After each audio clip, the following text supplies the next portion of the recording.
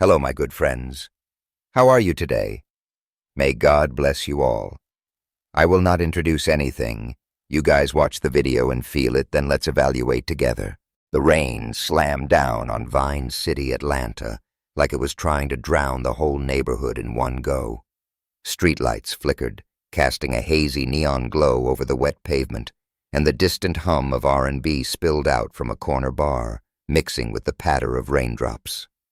Amara Johnson stood under a sagging awning, her thrift store jacket doing little to keep the Georgia downpour at bay. At 32, with deep brown skin and a crown of natural curls tied high in a messy bun, she had a presence that turned heads, a sharp gaze, a confident sway, like she could own the block if she wanted. But right now, all she wanted was a cheap Uber to get her home before her late shift at Soul Haven, the diner where she slung plates of fried chicken and cornbread with a smile that hid her exhaustion. Her phone screen glowed as she scrolled through the app, wincing at the surge prices. $15 sat in her wallet, the last of her emergency stash after paying the electric bill and buying Mia's school supplies. Mia, her 6-year-old, was probably at home with Ms. Rosa, their Puerto Rican neighbor, doodling pictures of black superheroes or begging for another bedtime story. Amara's heart tugged at the thought of her daughter's gap-toothed grin, the way she'd asked for a backyard to plant flowers like Grandma. But dreams like that were far off when every dollar was a choice between groceries and gas. A flash of movement caught her eye. Across the street, a man slumped on a bench, soaked to the bone, his dark suit clinging to him like a second skin. He looked out of place in Vine City, like he'd wandered over from the glitzy bars of Midtown and gotten lost. His head was bowed, hands fumbling with a dead phone, and something about his posture, defeated, almost desperate, made Amara pause. She squinted through the rain, her practical side screaming to keep walking. Those $15 were her ride home, her safety net. But her grandma's voice echoed in her mind, warm as a Sunday sermon. Kindness is the only thing you can give for free, baby. Hey, she called, stepping out from the awning, rain pelting her face. You good over there? The man's head snapped up, his face pale but ruggedly handsome, with a jawline sharp enough to cut through the storm. He looked maybe 40, with a hint of silver at his temples and eyes that held a mix of embarrassment and relief. Not exactly, he said, his voice low, almost lost in the rain. Lost my wallet. Phone's dead. I'm stuck. Amara raised an eyebrow, her lips twitching. Stuck? Man, you look like you just ran a marathon in that suit. She crossed the street, her sneakers squelching, and stood a few feet away, sizing him up. He didn't seem like trouble, just a guy who'd had a rough night. What's your name? Marcus, he said, rubbing his neck. Marcus Wright. And you're? Amara. She hesitated, glancing at her phone. The Uber app was still open, mocking her with its prices. Her shift at Soul Haven started in an hour, and walking home in this mess wasn't an option if she wanted to stay dry for work. But Marcus's eyes held hers, and there was something raw in them, like he wasn't used to needing help. She sighed, muttering under her breath, Grandma, you better be right about this karma stuff. All right, Marcus, she said, tapping her phone to book a ride. I'm getting you an Uber. Where you headed? His eyes widened. You don't have to. I mean, I can figure it out. Just give me your number, I'll pay you back. Amara chuckled, waving him off. Nah, I'm not giving my number to some random dude in the rain, no offense. Just get home safe and do something nice for someone else someday, cool? She handed the driver her last crumpled bills as the car pulled up, the rain blurring the taillights. Marcus climbed in, leaning out the window, his wet hair plastered to his forehead. Amara, he called, his voice carrying a weight she couldn't place. I won't forget this. She flashed a grin, rain dripping off her nose. Better not, suit guy. Stay dry. The car pulled away, and she turned, trudging through the storm toward her apartment, her heart a mix of warmth and worry. $15 gone, and now she'd have to walk to work after changing. But as the rain soaked her jacket, she felt a strange lightness, like she'd done something that mattered, even if she couldn't explain why.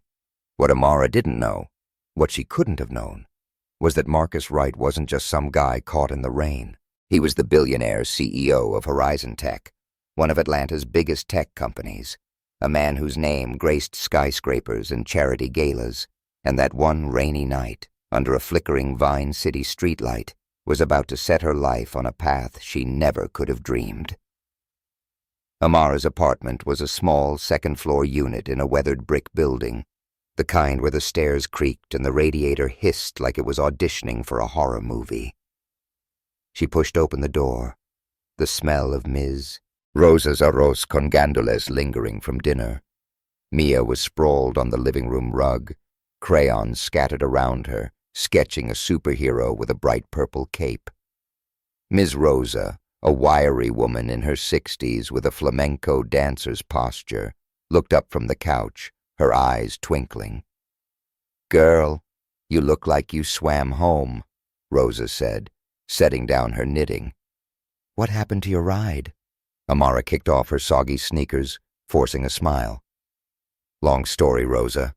Let's just say I made a new friend in the rain." She glanced at Mia, who hadn't looked up from her drawing.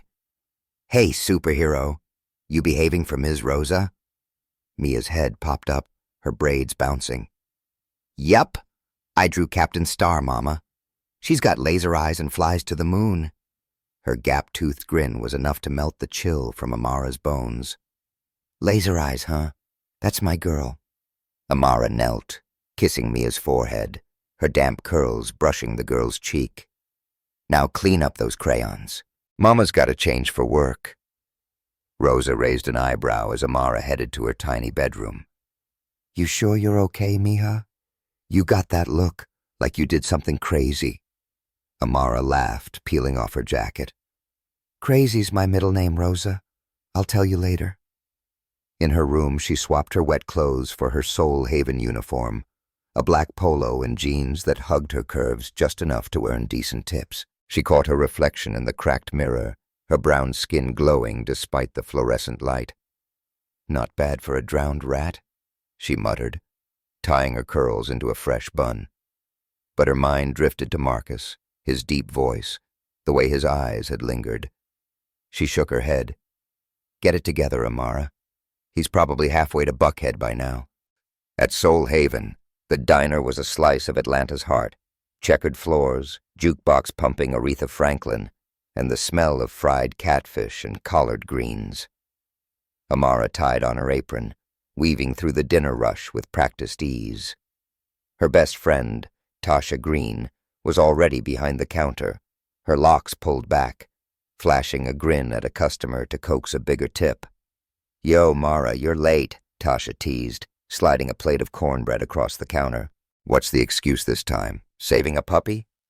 Amara smirked, grabbing a tray. "Nah, just playing Uber fairy godmother. Some guy was stranded in the rain, so I gave him my last cash." Tasha's jaw dropped. "Girl, you gave away your money? You're out here living like Oprah, and I can't even afford new nails." Amara laughed, balancing plates. "It was $15, Tasha. I'll survive. Besides, he looked like he needed it more than me." Tasha leaned in, her eyes gleaming. "Was he cute, though?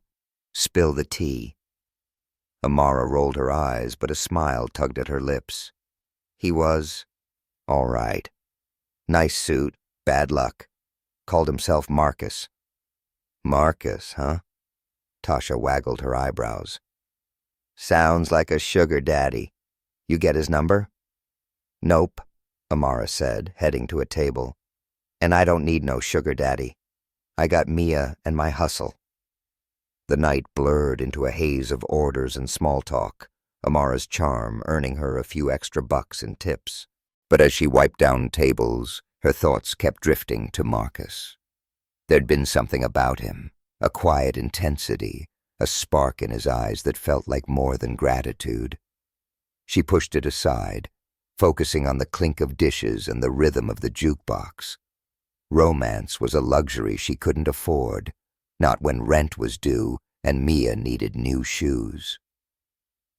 The next morning, sunlight streamed through Amara's thin curtains, painting her bedroom in soft gold.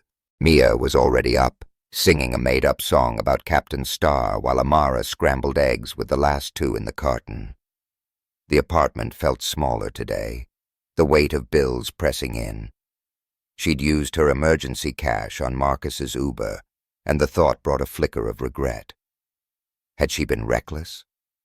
Mia's laughter snapped her out of it, and she forced a smile, setting a plate in front of her daughter. "Eat up, superhero," Amara said, ruffling Mia's braids. "We got a big day. You're going to school, and Mama's got work." Mia grinned, her mouth full. "Can we go to the park later?" "I want to draw the ducks." Amara's heart squeezed. The park was free, at least. "Deal, baby girl. Ducks it is." As she walked Mia to the bus stop, the Atlanta skyline loomed in the distance, all glass and ambition. Vine City was worlds away from the skyscrapers of Midtown, but Amara had always loved her neighborhood. The murals on brick walls, the old men playing chess on stoops, the kids racing bikes down cracked sidewalks. It was home, even if it came with struggles. She waved as Mia's bus pulled away, then headed to her day job at a small graphic design studio above a dry cleaner's. The pay was barely enough to cover daycare, but it let her flex her creative side, sketching logos and flyers when the boss wasn't barking orders. Her phone buzzed as she climbed the studio's creaky stairs. An unknown number, probably a telemarketer, she thought, but something made her answer. "Hello? Ms. Johnson?" A woman's voice, polished and professional. "This is Adrian from Horizon Tech. I'm calling on behalf of Mr. Marcus Wright. He'd like to meet with you regarding an opportunity. Are you available this afternoon?" Amara froze, her hand gripping the railing. Horizon Tech? The company that plastered its name on billboards and sponsored half the city's charity events? And Marcus Wright, her rain-soaked stranger, was involved? Her mind raced, a mix of suspicion and curiosity. What kind of opportunity?" "Mr. Wright will explain in person," Adrian said.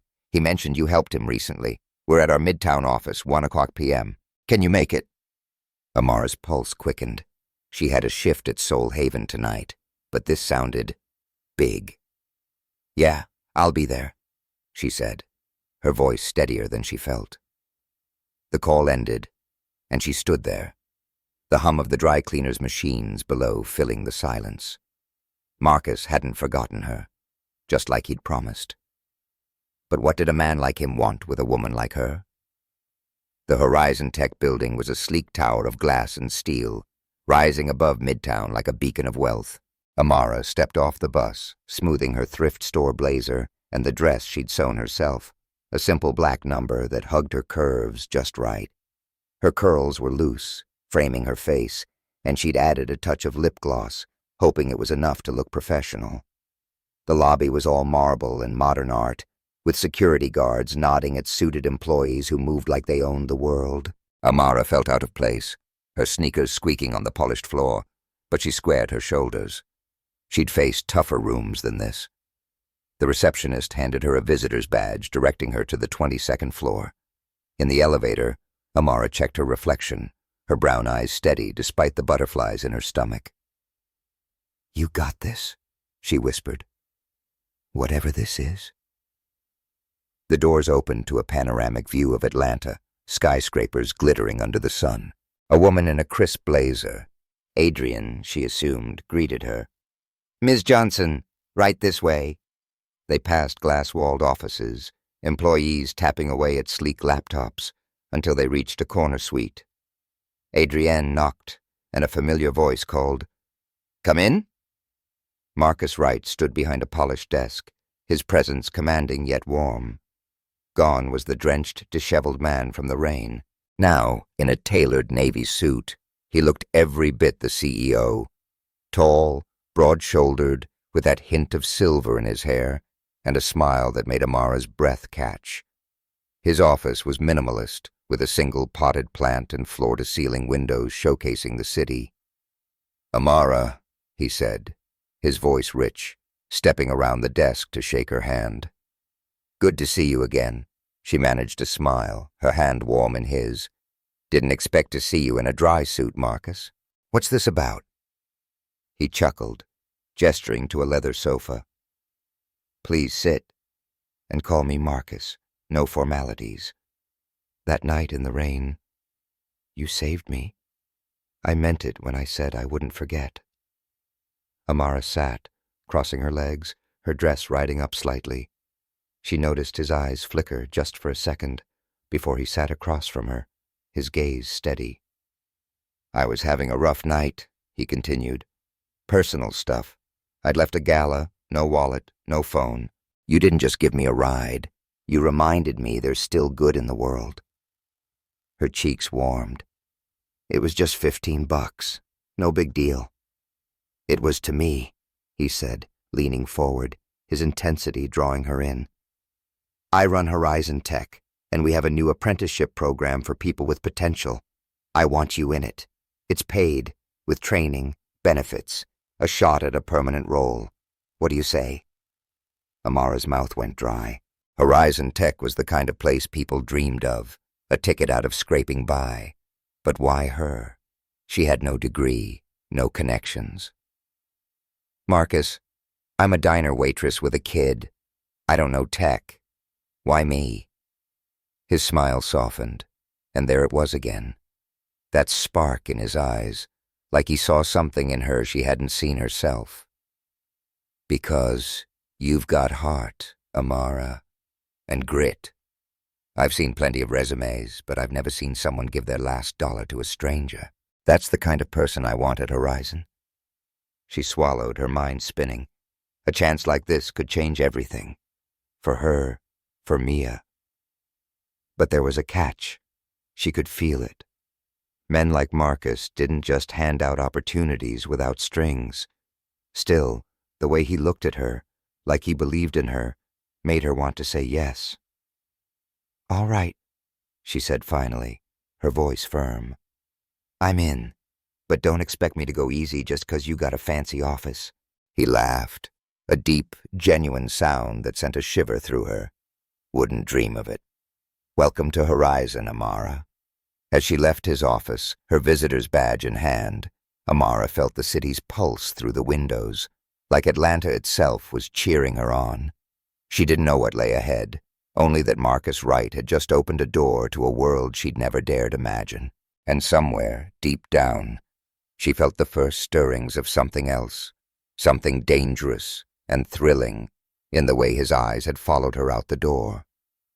"Hey, y'all, where you reading this from? Drop your city in the comments and let me know what you think of Amara's big move. Follow along to see where this story takes her." Amara stepped out of the Horizon Tech Tower into the humid Atlanta afternoon, the city's pulse thrumming around her. Midtown buzzed with lunch-hour crowds, suits grabbing food truck tacos, street performers drumming on buckets, and the distant wail of a siren weaving through the skyscrapers. Her visitor's badge was tucked in her purse, but Marcus Wright's words still echoed in her head. "You've got heart, Amara. That's the kind of person I want at Horizon." Her thrift store blazer felt too tight, her sewn dress too simple for the sleek world she'd just glimpsed. But the possibility of a new life, a real shot at stability for her and Mia, lit a fire in her chest. She caught her reflection in a shop window, her brown skin glowing, curls bouncing as she walked. "All right, Atlanta," she muttered, a grin tugging at her lips. "Let's see what you got for me." The bus ride back to Vine City was a blur of thoughts. Horizon Tech's apprenticeship program sounded like a dream, but dreams came with risks. Amara had no tech experience, no college degree, just a knack for sketching designs and a hustle that had kept her and Mia afloat. What if she couldn't keep up? And Marcus, his intense eyes, that low chuckle, there was something about him that set her nerves alight, something more than just gratitude. She shook her head, pushing the thought away. "Focus, girl," she told herself, staring out at the passing murals and corner stores. "This is about Mia, not some billionaire with a nice smile."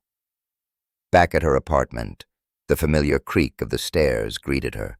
Ms. Rosa was in the kitchen, stirring a pot of arroz con pollo, the smell of saffron and garlic filling the small space. Mia sat at the table, her crayons a riot of color as she worked on a new superhero drawing. "Mama," Mia squealed, leaping up to hug Amara's legs. "Did you see the ducks yet?" Amara laughed, scooping her daughter into her arms. "Not yet, superhero, but we'll hit the park soon, promise." She kissed Mia's forehead, her braids tickling Amara's chin. "You been good for Miss Rosa?" "Always," Rosa said, winking as she turned down the stove. "But you, mija, you got that look. What's going on? Spill it." Amara set Mia down, glancing at the older woman's knowing smile. Rosa had a way of reading her, like she'd seen every chapter of Amara's life before it was written. "Got a meeting today," Amara said, keeping her voice casual. "Might be a new job thing. Big company, Horizon Tech."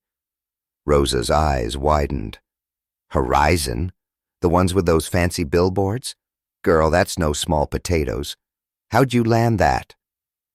Amara hesitated, not ready to dive into the story of Marcus and the rain. "Just helped a guy out. He works there. Hooked me up with a shot at their apprenticeship program." Mia looked up, her crayon pausing. "Is it like a superhero job, Mama? Do you get a cape?" Amara chuckled, ruffling Mia's hair. "No cape, baby girl, but maybe a better paycheck. We'll see." She caught Rosa's curious glance, but dodged it, heading to change out of her dress. In her bedroom, she swapped for jeans and a Soul Haven polo, her mind racing. The apprenticeship was a chance to break the cycle of scraping by, but it meant juggling 2 jobs, daycare, and proving herself in a world she barely understood. And Marcus, why was he so invested in her? She pushed the thought aside, tying her curls into a quick bun. Time to focus. She had a shift to get through. Soul Haven was packed when Amara arrived, the diner's neon sign buzzing over the checkered floor. The jukebox blared Otis Redding, and the air was thick with the smell of fried catfish and peach cobbler. Tasha Green was in her element, weaving between tables with a tray of sweet tea, her locks swinging as she flirted with a regular for a bigger tip.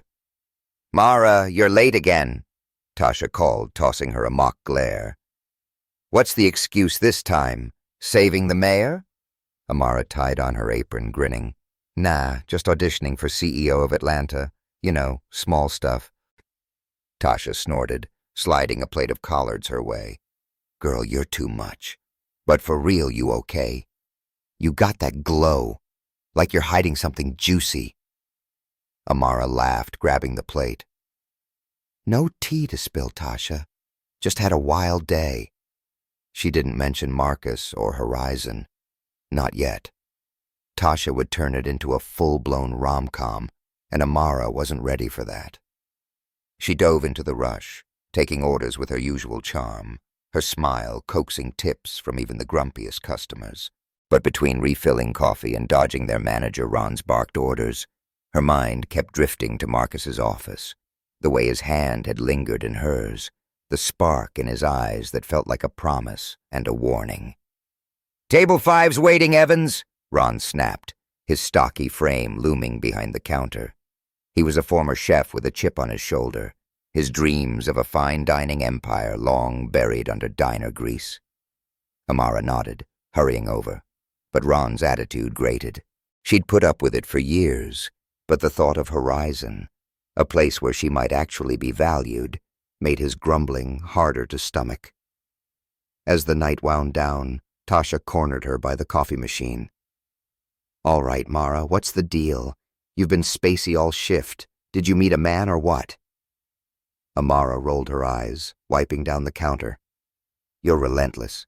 Fine, I helped a guy in the rain last night, gave him my last cash for an Uber.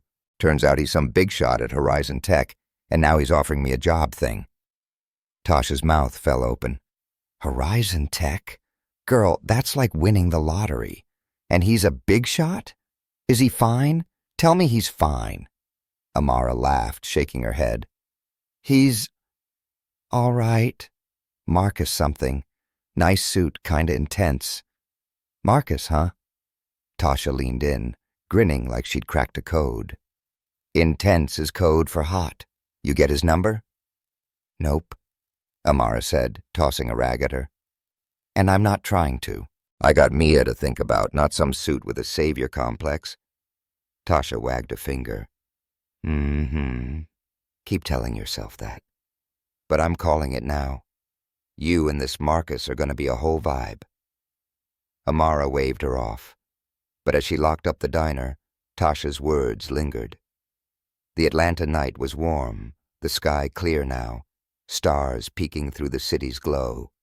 She walked home, the memory of Marcus's smile tugging at her, a mix of excitement and caution swirling in her chest. Whatever horizon held, she'd face it head on.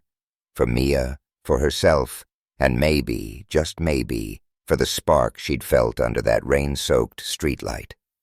The next few days were a whirlwind. Amara juggled her shifts at Soul Haven and the design studio, squeezing in a visit to the park with Mia to draw ducks by the pond. Mia's giggles and the rustle of leaves eased her nerves, but the upcoming orientation at Horizon loomed large. She'd gotten an email from Adrienne with details. Report to the training center on Monday, bring ID, dress smart casual. Amara's wardrobe was more thrift chic than corporate, but she'd make it work. She spent a late night stitching a navy blouse to fit better, her sewing machine humming as she thought about Marcus. Was he really just paying back a favor, or was there more to his offer? She pushed the question aside, focusing on the needle and thread. Monday morning, Amara dropped Mia at school, kissing her forehead before the bus squeaked away. "Be good, superhero," she called, her heart swelling as Mia waved. She caught a bus to Midtown, her stomach a knot of nerves. The Horizon Tech lobby was even more intimidating in daylight, all gleaming marble and hushed efficiency. She flashed her ID at security, her thrift store blazer and blouse feeling like armor as she rode the elevator to the 10th floor. The training center was a bright open space with motivational posters and interactive screens lining the walls. A dozen other apprentices milled about, some chatting, others clutching tablets like lifelines. Amara recognized a woman from the bus, Lena Morales, a single mom with a quick laugh and a knack for storytelling. "Yo, you made it," Lena said, sliding a chair over. "Thought I'd be the only one sweating bullets in here." Amara grinned, settling in. "Girl, I'm shaking worse than a bad TikTok dance. You know what we're doing today?" "Something about software and teamwork," Lena said, rolling her eyes. "I just hope they don't expect me to code. My boys barely let me use the Xbox." Amara laughed, the tension easing. Lena's warmth was a lifeline in this sea of strangers. The trainers arrived. Leo, a lanky guy with a tech bro vibe, and Camille Turner, a black woman in her 40s with a sharp gaze and a bold red blazer that screamed confidence. Camille's presence steadied Amara. She looked like someone who'd fought her way to the top and wasn't here for nonsense. "Welcome to Horizon's apprenticeship program," Camille said, her voice commanding the room. "You're here because someone saw potential in you. Over the next few months, you'll learn our systems, work on real projects, and prove you belong." Questions.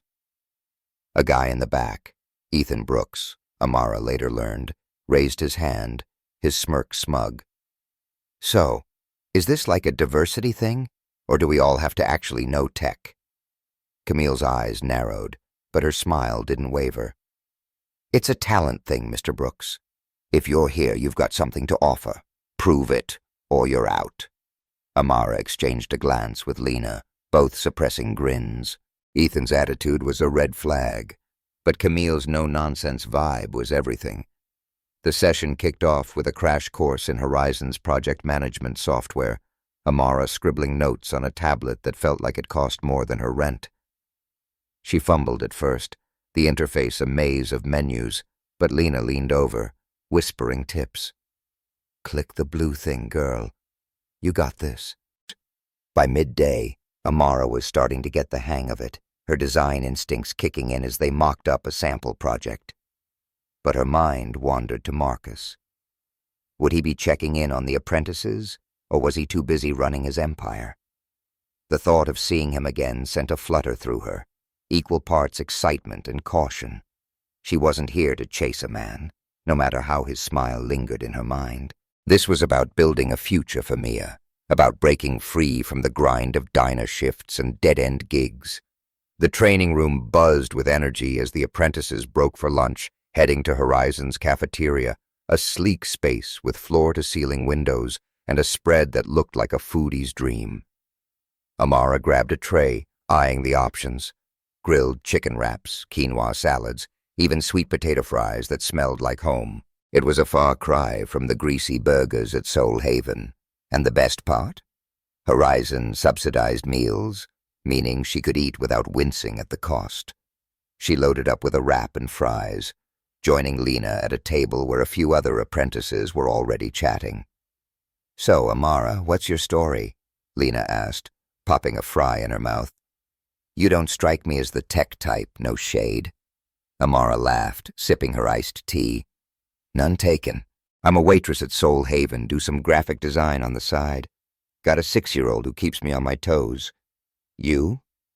Lena grinned, leaning back. "2 teenage boys, God help me. They're why I'm here, trying to get a job that pays more than retail.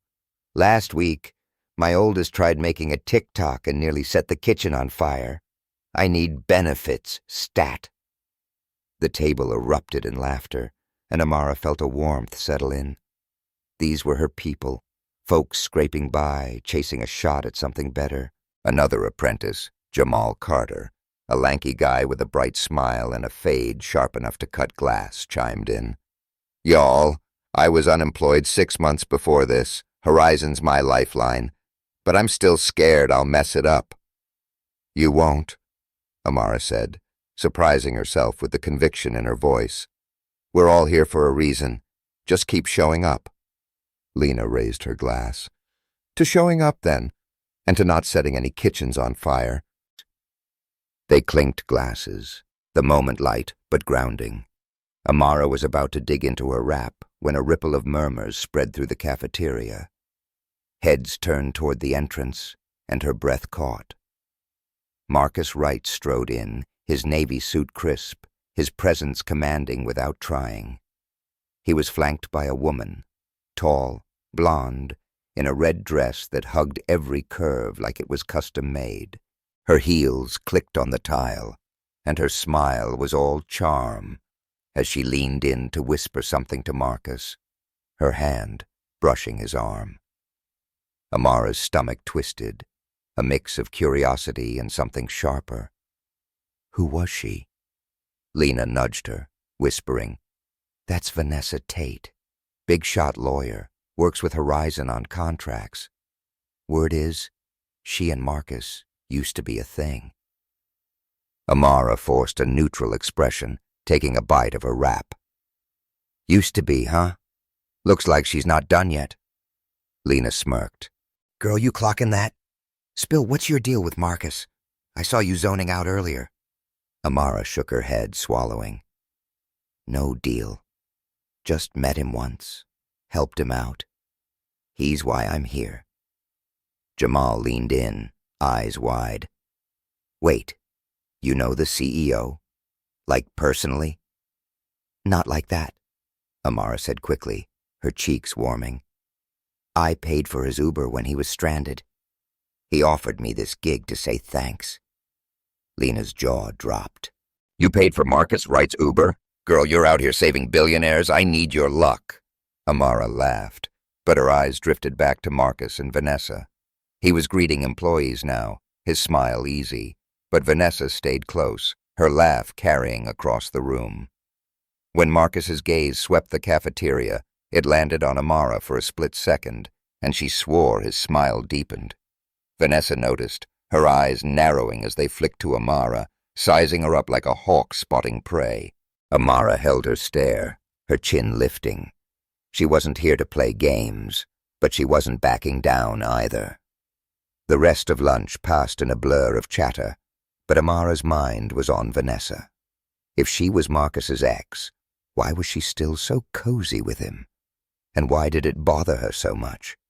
She pushed the thought aside as they returned to the training room, diving into an afternoon of group exercises. Camille paired them up to design a mock marketing campaign, and Amara teamed with Lena and Jamal, their ideas flowing. Bright visuals, community-focused ads, a nod to Atlanta's Black and Latinx youth. Amara's design instincts kicked in, her sketches earning a nod from Camille. "Nice work, Johnson," Camille said, her red blazer a beacon as she paced the room. "You've got an eye. Keep pushing." Amara beamed, but Ethan Brooks, lounging at a nearby table, piped up. "Not bad for a beginner, but this is a diversity hire thing, right? No offense, just curious." The room stilled, heads turning. Lena sucked her teeth, muttering, "Here we go." Amara's smile faded, her pulse spiking. She'd dealt with guys like Ethan before, smug, quick to assume she didn't belong, but this wasn't Soul Haven, and she wasn't about to let him slide. "No offense taken, Ethan," she said, her voice steady but sharp, "but I'm here because I earned it. If you're curious about my skills, let's put our campaigns head-to-head. I'll show you what I can do." Ethan blinked, caught off guard, and a few apprentices stifled laughs. Camille's lips twitched, but she stayed silent, letting Amara handle it. Ethan shrugged, mumbling, "Just asking." But the tension lingered. Amara's hands shook as she sat, anger and pride warring in her chest. She'd faced worse than Ethan. Bosses who'd overlooked her, customers who'd sneered, but this felt different. Horizon was her shot, and she'd fight for it. As the session wrapped, Camille pulled Amara aside. "You held your own back there," she said, her gaze piercing. "This place isn't easy, especially for us. You got grit, but you'll need more than that. Stay sharp." Amara nodded, her resolve hardening. "I will, Miss Turner. Thanks for having my back." Camille smirked. "I don't have your back, Johnson. I'm teaching you to have your own." That night, Amara's shift at Soul Haven was brutal. The diner was slammed, and Ron was in a fouler mood than usual, barking about late orders. Tasha kept her spirits up, cracking jokes about their millionaire dreams now that Amara was at Horizon. "You're going to be sipping mimosas with the big shots soon," Tasha teased, balancing a tray of peach cobbler. "Just don't forget us little people." "Never," Amara said, grinning as she refilled a customer's coffee. But her mind was elsewhere. Ethan's jab, Vanessa's possessive vibe, Marcus's lingering glance. She was still processing when a familiar figure stepped into the diner, the bell above the door jingling. Marcus Wright, in a tailored gray suit, looked as out of place as a Rolex in a pawn shop. Heads turned, and Tasha nearly dropped her tray, whispering, "Is that him?" Amara's heart skipped. "Yeah," she muttered, smoothing her apron. "What's he doing here?" Marcus scanned the room, his eyes locking on her. He approached the counter, his smile warm but with an edge of something deeper. "Amara," he said, his voice low enough to feel private despite the crowded diner. "Thought I'd check out your world. Smells amazing in here." She raised an eyebrow, trying to play it cool despite the flutter in her chest.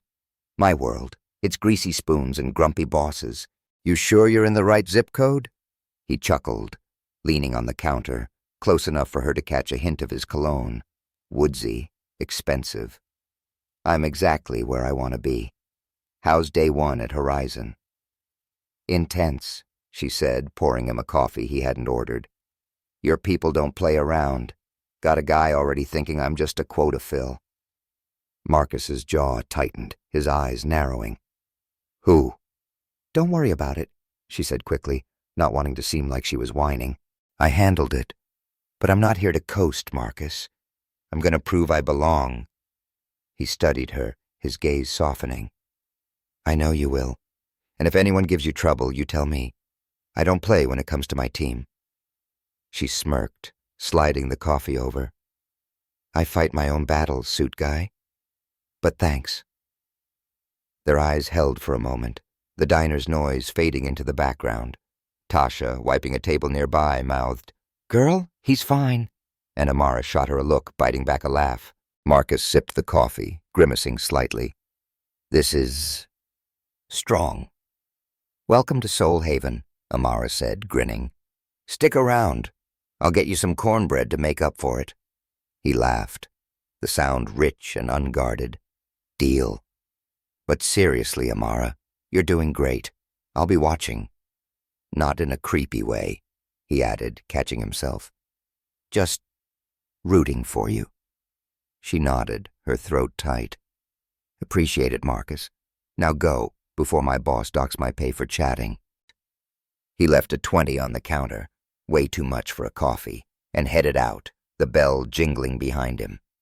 Tasha swooped in, fanning herself.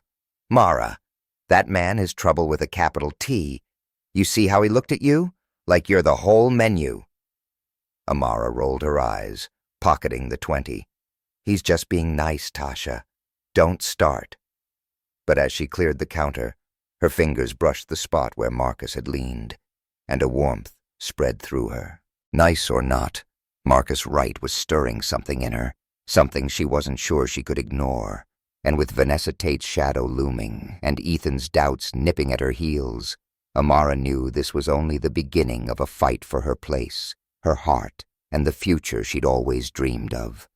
The Atlanta skyline glowed against the dusk as Amara rode the bus home from Soul Haven, the neon lights of downtown fading into the familiar grit of Vine City. Her feet ached from the double shift, and her mind was a tangle of Marcus's unexpected visit, Ethan's smug jab, and the daunting reality of Horizon Tech's apprenticeship. The $20 Marcus had left for a $2 coffee burned a hole in her pocket, a reminder of his presence, his cologne, his low laugh, the way his eyes seemed to see right through her defenses. She leaned her head against the bus window, the cool glass grounding her. Get it together, Amara, she muttered. This ain't a rom-com.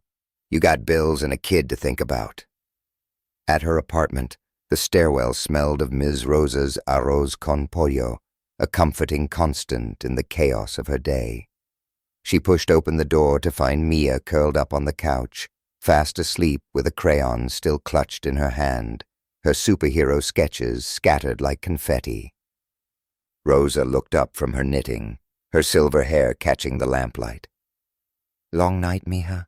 She asked, her voice soft but probing. Amara sighed, kicking off her sneakers. Long everything, Rosa. Work, horizon, all of it. She scooped Mia into her arms, the girl's warmth easing the knot in her chest. Thanks for watching her. I owe you big. Rosa waved a hand, her bangles jangling. You owe me nothing but a story. What's this Horizon business? And don't give me that just a job nonsense. I see that spark in your eyes. Amara grinned, carrying Mia to bed. You're worse than Tasha, you know that? She tucked Mia in, brushing a braid from her daughter's face, then joined Rosa in the kitchen. Over a mug of chamomile tea, she spilled the basics, helping Marcus in the rain, the apprenticeship offer, the whirlwind of her first day. She skipped the part about Marcus's lingering gaze and Vanessa's possessive vibe, but Rosa's knowing look said she wasn't fooled. Sounds like a big chance, Rosa said, sipping her tea. But watch yourself, Amara. Men like that, rich, charming, they come with complications. I should know. I danced with a few in my flamenco days. Amara laughed, the tension in her shoulders loosening. I'm not dancing with anybody, Rosa. I'm just trying to keep up with this tech stuff and not let Mia down. Rosa patted her hand.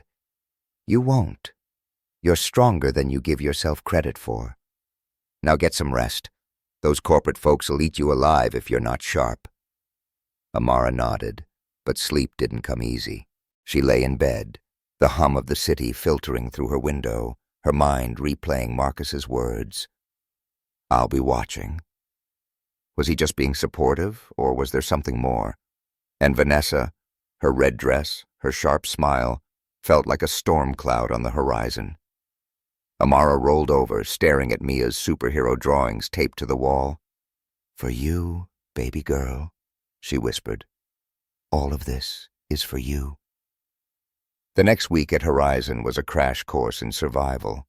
The apprenticeship program was relentless, mornings filled with software tutorials, afternoons tackling group projects, and evenings spent studying manuals until her eyes burned. Amara's design skills gave her an edge, her sketches for mock campaigns earning praise from Camille, but the tech side was a struggle. She'd never used project management tools like Asana or coded a line in her life, and every glitch felt like a personal failure. Lena was her lifeline, cracking jokes to keep her sane, while Jamal offered quiet tips during breaks. "You'll get it," he'd say, his smile steady. "Just takes time." Ethan Brooks, though, was a thorn in her side. He never missed a chance to needle her, his just curious questions laced with doubt. During a team exercise, when Amara suggested a campaign targeting Atlanta's underserved youth, he leaned back, smirking. "Nice idea, but is it scalable? I mean, you're new to this, right?" Amara's jaw tightened, but she kept her cool. "It's scalable if we partner with local schools and nonprofits," she said, sliding her tablet across the table with a mock-up. "I've got the numbers. 80% of kids in Vine City don't have access to tech programs. That's a market and a mission." Lena stifled a laugh, and even Camille raised an eyebrow, impressed. Ethan shrugged, muttering, "Worth a shot." But his eyes said he wasn't done testing her. Amara didn't care. She'd dealt with worse than his ego. Landlords who'd tried to cheat her. Bosses who'd shorted her pay. If Ethan wanted a fight, she'd give him one. Her real spark came during a session on Horizon's community outreach. Camille showed slides of their initiatives, renovated libraries, job fairs for ex-inmates, and Amara's mind lit up. She thought of Mia, of the kids in Vine City who saw tech as a distant dream. When Camille asked for ideas, Amara's hand shot up. "What if Horizon sent employees to schools?" she said, her voice steady. "Not just donations, but real workshops, coding, design, stuff kids can touch. Show them people like us doing this work." Camille's lips curved. "I like it, Johnson. Flesh it out for next week. Call it what?" "Spark Tomorrow," Amara said, the name coming to her like a bolt. "Because that's what we're giving them. A spark for their future." The room clapped, Lena nudging her with a grin. "You're out here changing lives, girl." But as Amara scribbled notes, a shadow crossed her mind. Ideas were one thing. Making them real in a place like Horizon, with its budgets and politics, was another. And Ethan's skeptical glance didn't help. That evening, Amara stayed late at Horizon, her tablet glowing in the empty training room as she drafted her Spark Tomorrow proposal. The city sparkled through the windows, Atlanta's skyline a mix of ambition and grit. She was deep in bullet points, volunteer training, school partnerships, when a knock startled her. Marcus stood in the doorway, his tie loosened, a takeout bag in hand. "Burning the midnight oil?" he asked, his voice warm, a hint of that rainy night vulnerability in his eyes. Amara's pulse quickened, but she played it cool, leaning back in her chair. "Somebody's got to keep up with your fancy tech, Marcus. What's in the bag?" He grinned, stepping inside. "Figured you might be hungry. Got some wings from J.R. Cricket's. Best in Atlanta." She raised an eyebrow, amused.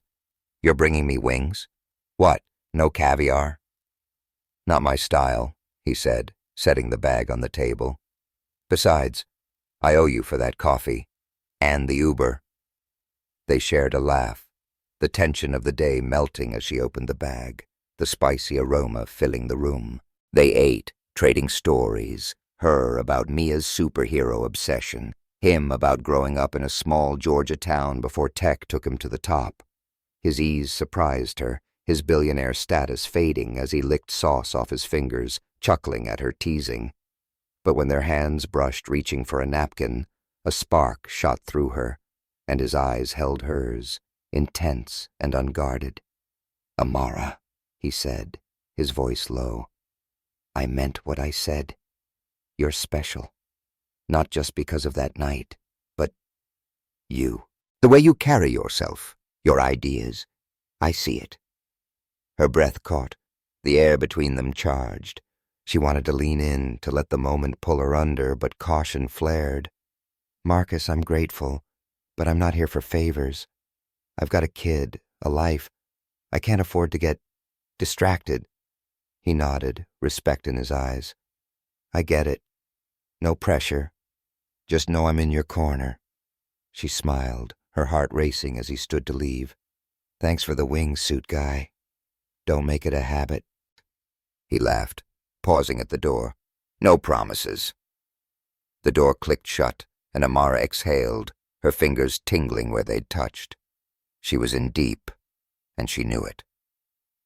The next morning, Amara was back at Horizon, her Spark Tomorrow proposal taking shape.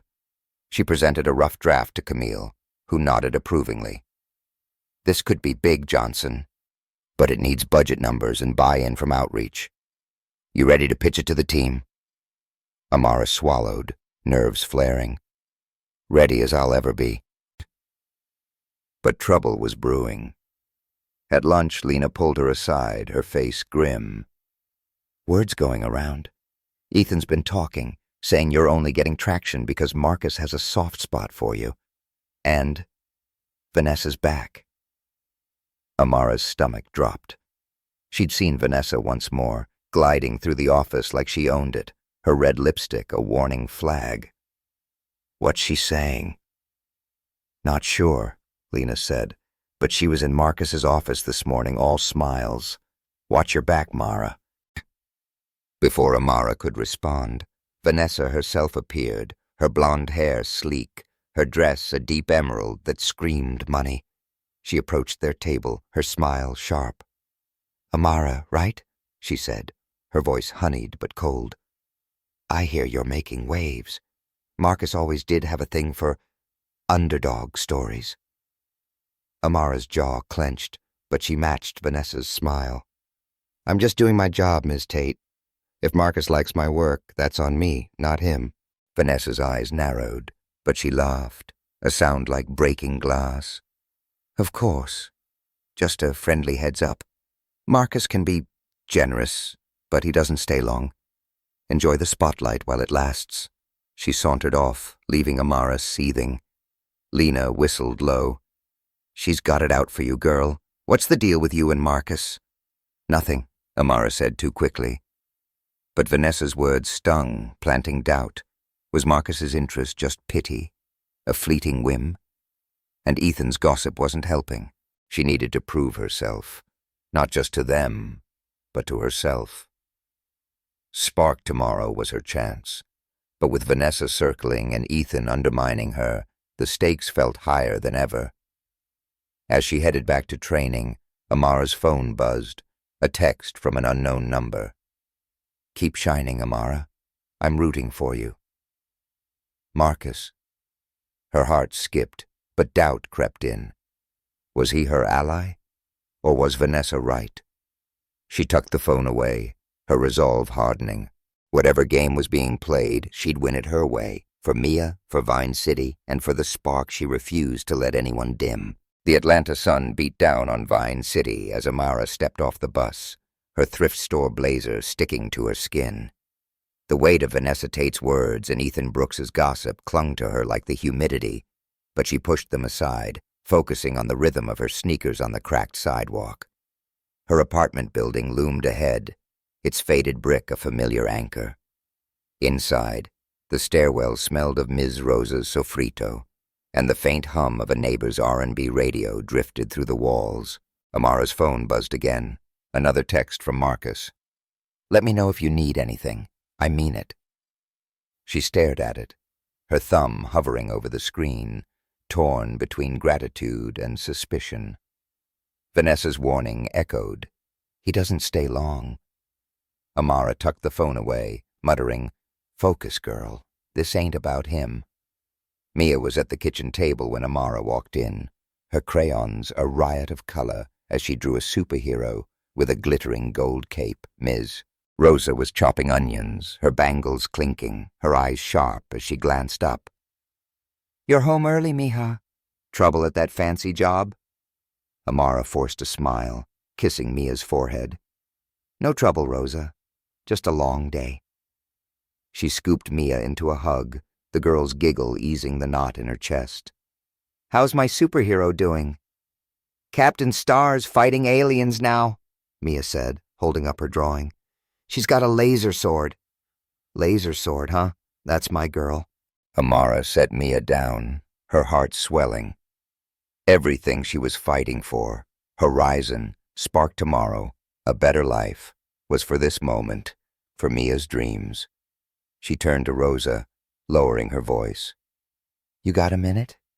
I need some of that old-school wisdom." Rosa wiped her hands, smirking. "Wisdom's free, but you're washing these dishes later." They sat at the table, Mia humming as she colored.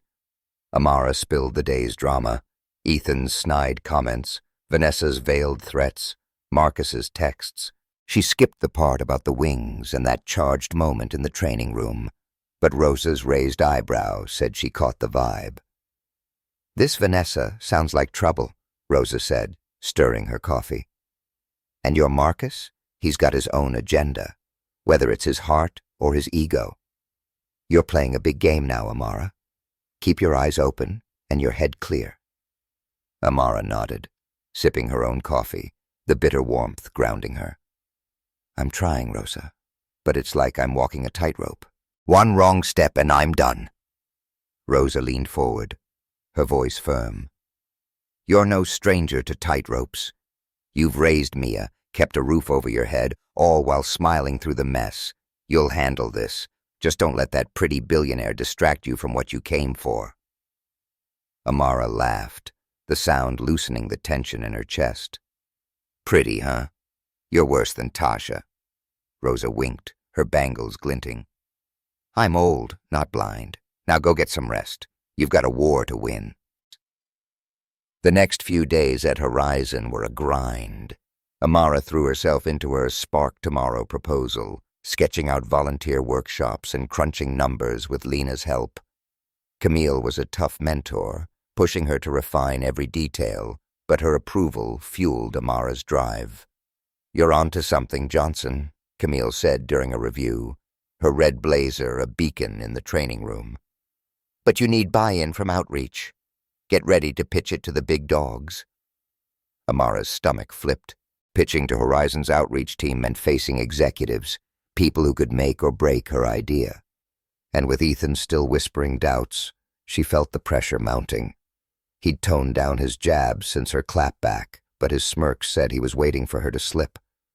Jamal noticed, pulling her aside during a break.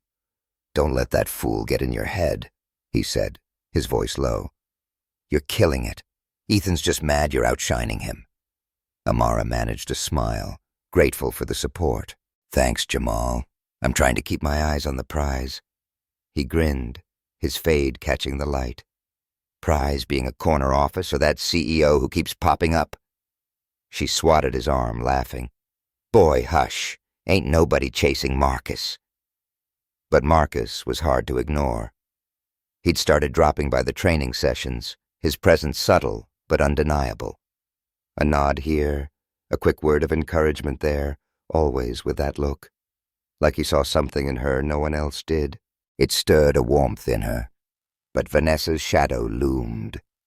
Amara had spotted her twice more, gliding through the office in designer dresses, her laughter ringing as she leaned close to Marcus.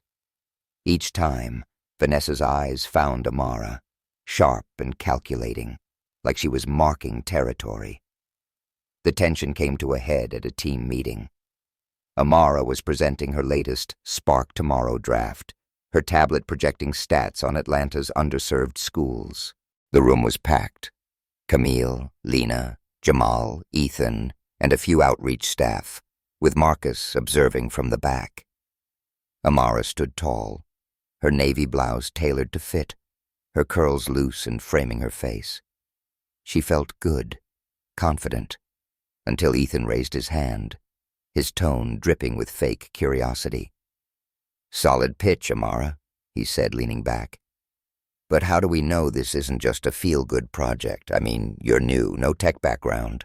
Is this even feasible, or is it personal favoritism?" The room went quiet, the air thick with tension. Lena sucked her teeth, and Jamal shot Ethan a glare. Amara's blood boiled, but she kept her voice steady, her eyes locking on his. "If you're asking about feasibility, Ethan, I've got the numbers right here." She swiped her tablet, pulling up a budget breakdown. 80% of Vine City kids lack tech access. Horizon's got the resources, volunteers, software, reach. This isn't feel-good. It's smart business and smarter impact. As for favoritism, I'm here because I earned it. Want to test me? Pick a project and I'll run circles around you. A murmur of approval rippled through the room, and Lena whispered, "Get him, girl." Camille's lips twitched, and even Marcus's eyes gleamed with something like pride. Ethan faltered, mumbling, "Just checking." But the damage was done. He'd lost the room, and Amara felt a surge of triumph. She'd shut him down, but the sting of his words lingered. Was favoritism why Marcus was so invested? Vanessa's taunt echoed. "Enjoy the spotlight while it lasts."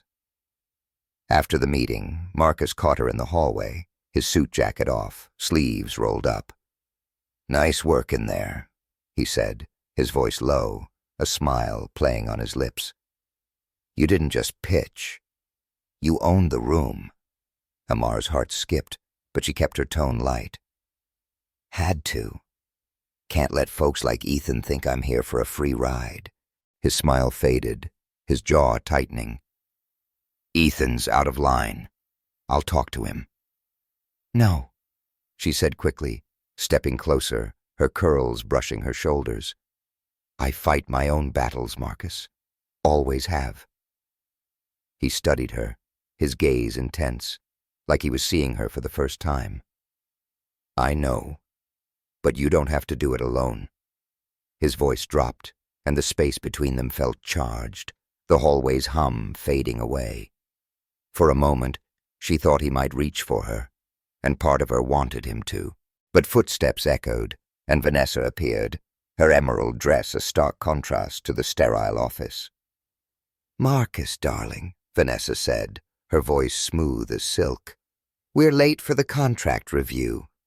Her eyes flicked to Amara, cold and assessing. "Amara, wasn't it? Cute pitch, very heartfelt." Amara's smile was all teeth. "Thanks, Ms. Tate. I aim to make an impact." Vanessa's laugh was sharp, and she looped her arm through Marcus's, pulling him away. "Come on, Marcus. We have real work to do." Marcus glanced back, his expression unreadable, and Amara's stomach twisted. She turned, heading to the training room, her resolve hardening. Vanessa could play her games, but Amara wasn't here to lose. Not her shot at Horizon, not her idea, and definitely not her heart. That night, Amara worked a late shift at Soul Haven, the diner's chaos a welcome distraction. Tasha was in rare form, flirting with a trucker for a $20 tip and teasing Amara about her billionaire boyfriend. "Girl, you're living a Hallmark movie," Tasha said, tossing a rag over her shoulder. "When's the part where he sweeps you off to Paris?"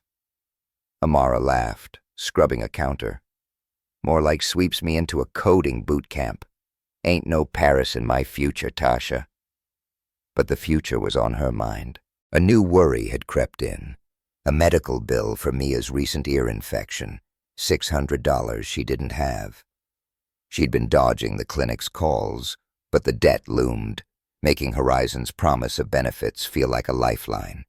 She needed spark tomorrow to succeed, needed the apprenticeship to turn permanent. And Marcus. She couldn't deny the pull, the way his presence made her feel seen, alive. But Vanessa's words and Ethan's doubts were a cold splash of reality. Was she just a project to him, a charity case dressed up as opportunity?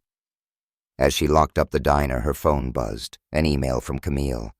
Johnson, Outreach wants a full pitch for Spark tomorrow next week. Bring your A-game.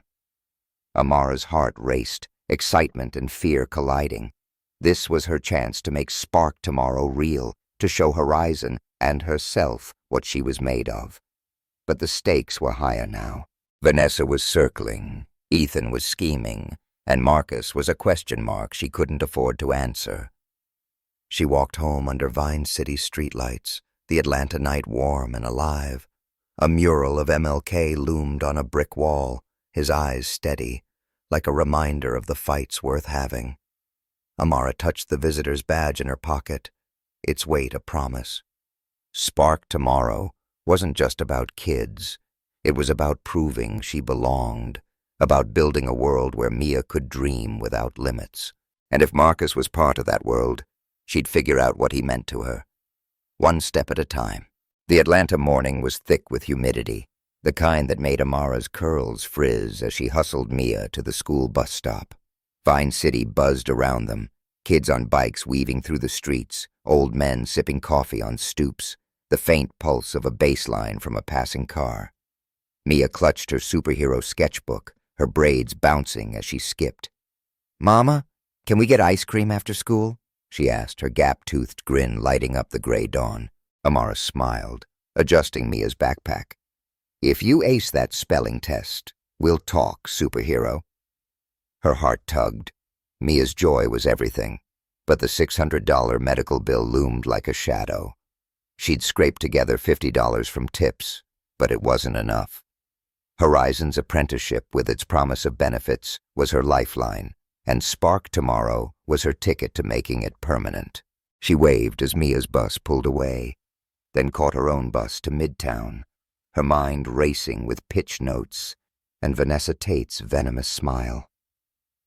Horizon Tech's training center was a hive of activity when Amara arrived, her thrift store blazer swapped for a tailored blouse she'd sewn late at night.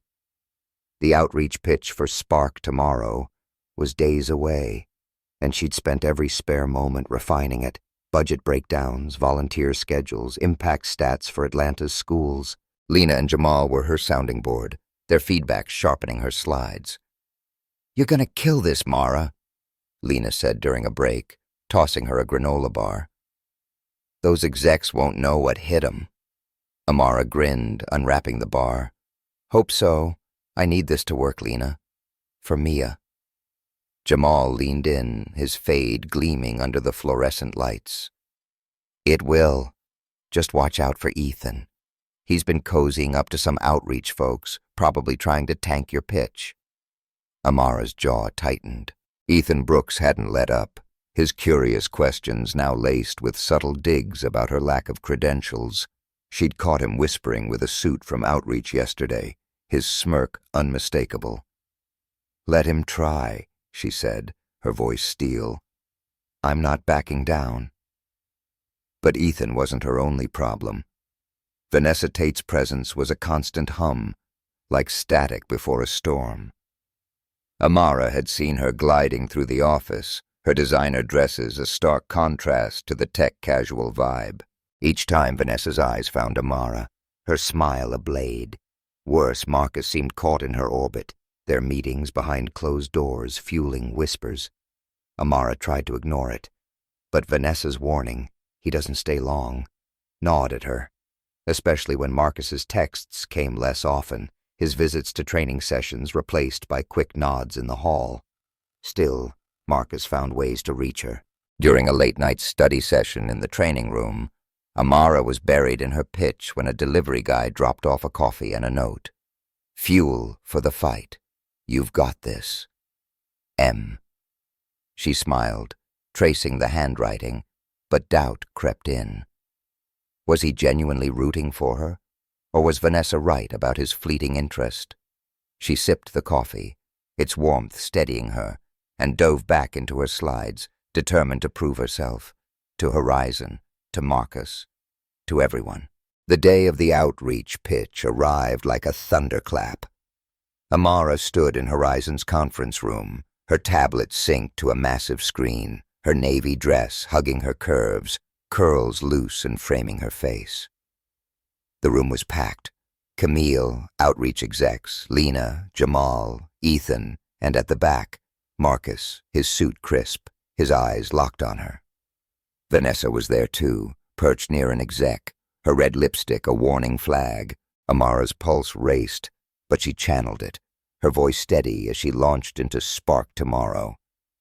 Atlanta's kids deserve a future in tech, she began, her slides crisp with stats and visuals. 80% of Vine City students lack access to coding programs. Spark Tomorrow brings Horizon employees into schools, workshops on coding, design, robotics. It's not just charity, it's investment. These kids are your next engineers, your next innovators. She walked them through the plan: volunteer training, partnerships with schools like Hillside Elementary, a budget leveraging Horizon's existing resources. Her design sketches popped on the screen, vibrant and grounded in Atlanta's culture. The execs nodded, scribbling notes, and Camille's smile was a quiet anchor. But Ethan raised his hand, his tone smooth as venom.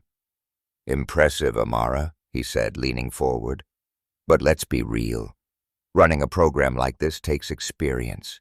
You're new, no degree. How do we trust you won't drop the ball?" The room tensed, Lena's eyes narrowing. Amara's blood surged, but she kept her cool, her smile sharp. "Experience isn't just a diploma, Ethan.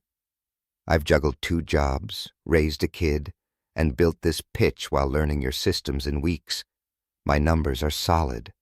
$50,000 startup cost, scalable to 10 schools in year 1. Trust me because I've done the work. Want to challenge that, I'm ready." A murmur of approval rippled through, and Jamal whispered, "Go off, Mara." Ethan faltered, his smirk fading, but Vanessa's laugh cut through, light and cutting. "Passionate," she said, her eyes on Amara.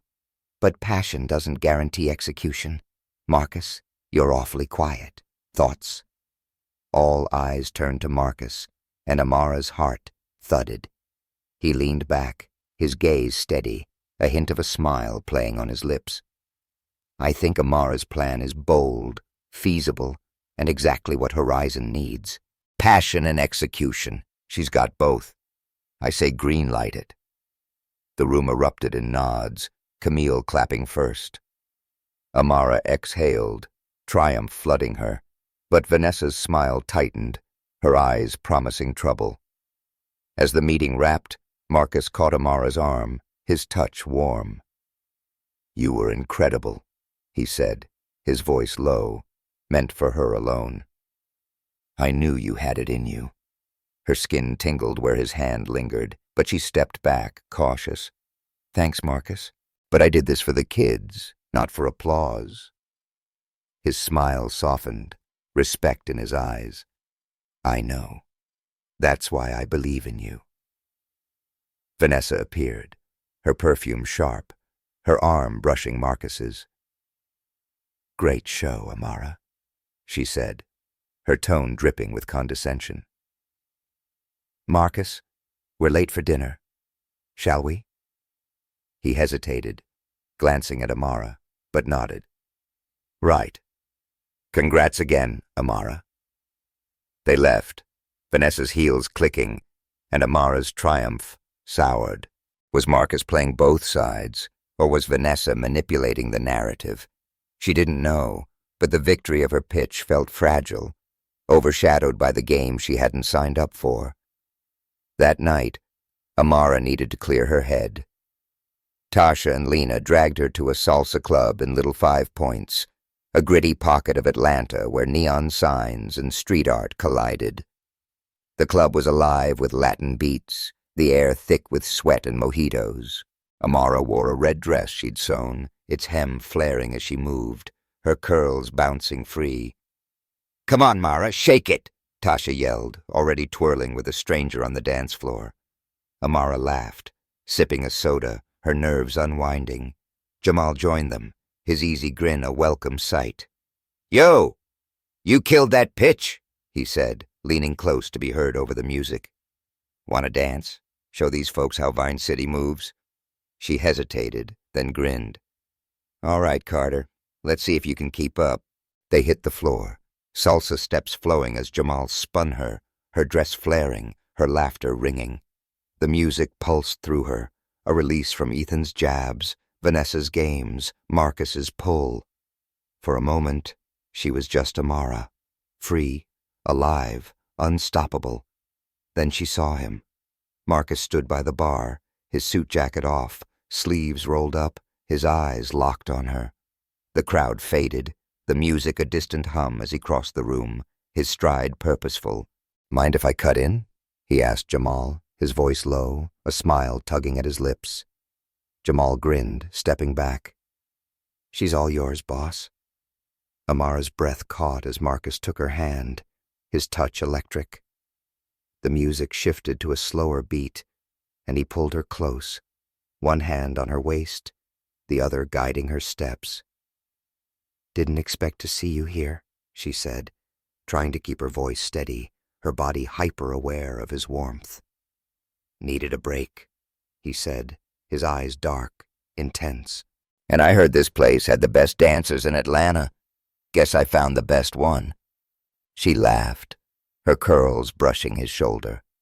"Flattery won't get you far, suit guy. What's the real reason you're here?"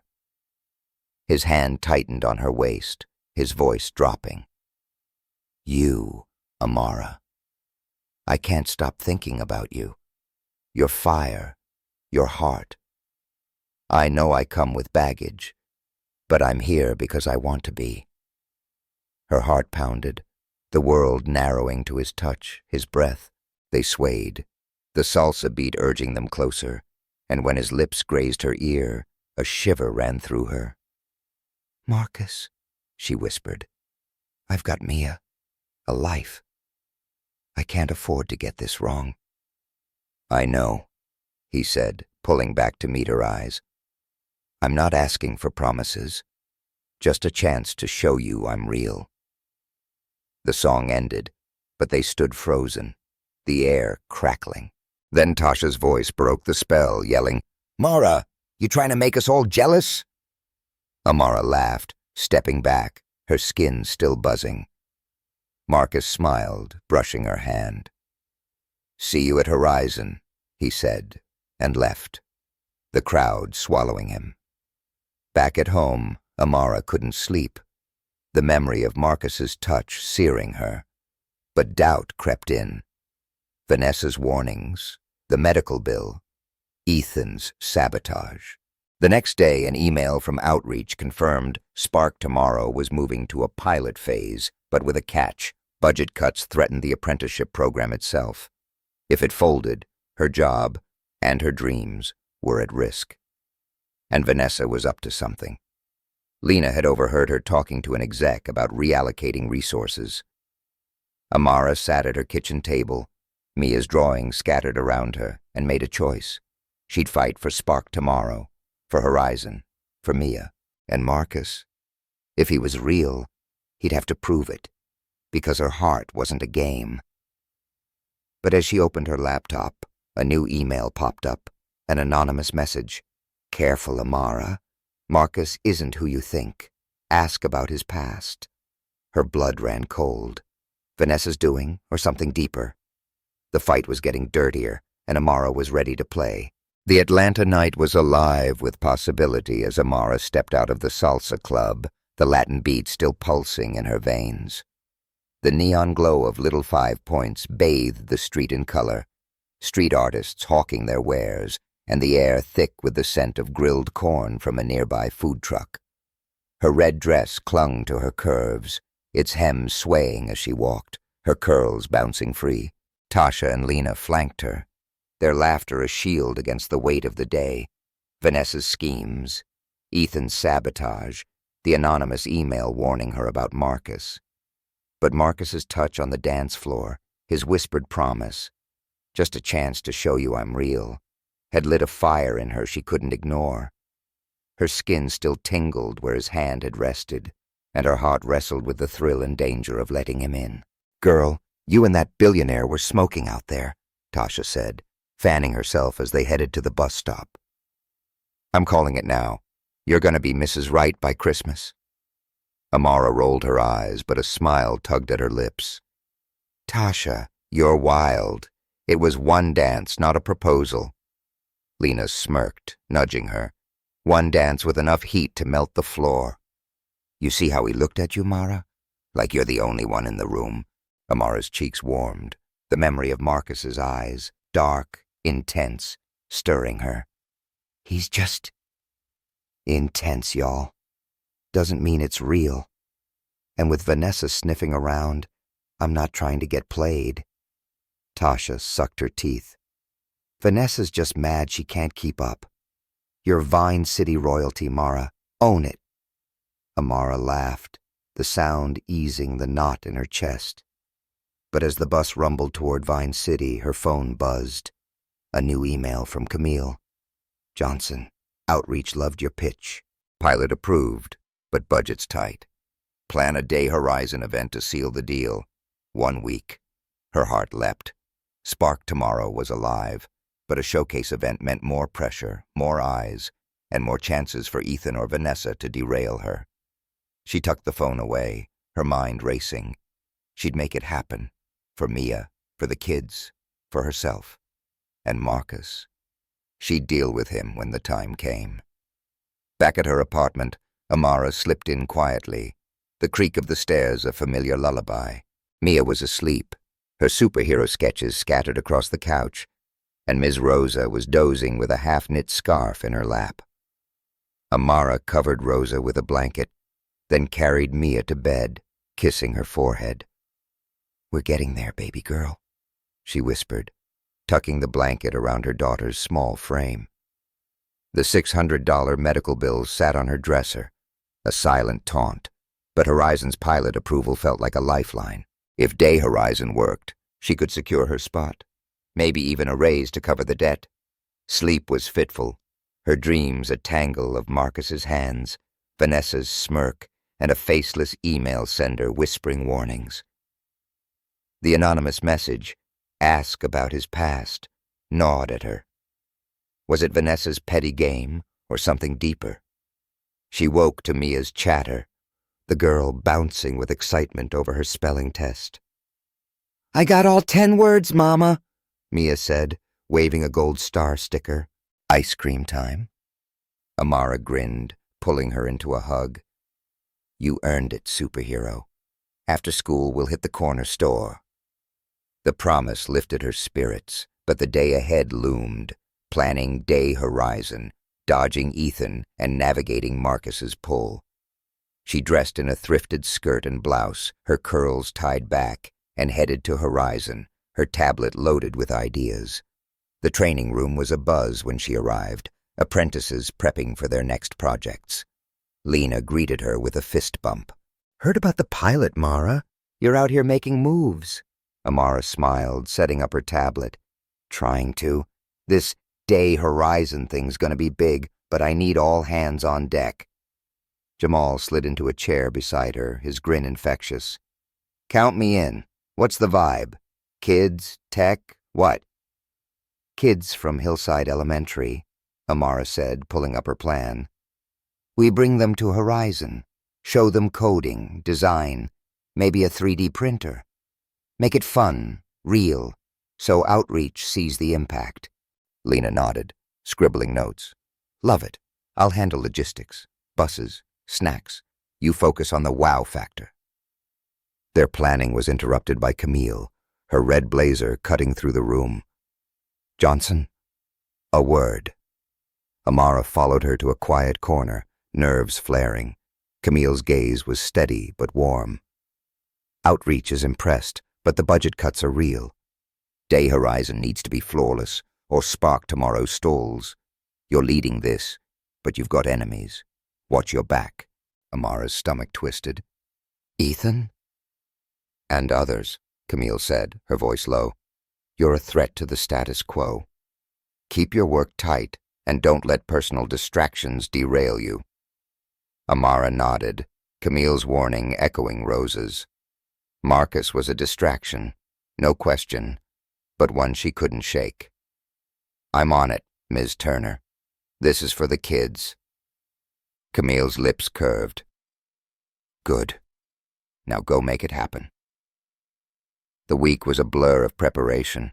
Amara rallied Lena, Jamal, and a few other apprentices, turning Day Horizon into a showcase of tech and heart. They booked Hillside Elementary, secured a bus, and planned hands-on stations, coding games, design apps, even a drone demo. Amara's design skills shone, her posters and slides capturing Atlanta's vibrant spirit. But Ethan hovered, his helpful suggestions laced with doubt. Drones for kids? Hope you've got insurance, he said during a planning session, his smirk grating. Amara shot back. Got it covered, Ethan. Worry about your own project. Lena stifled a laugh, but Ethan's eyes narrowed, promising trouble.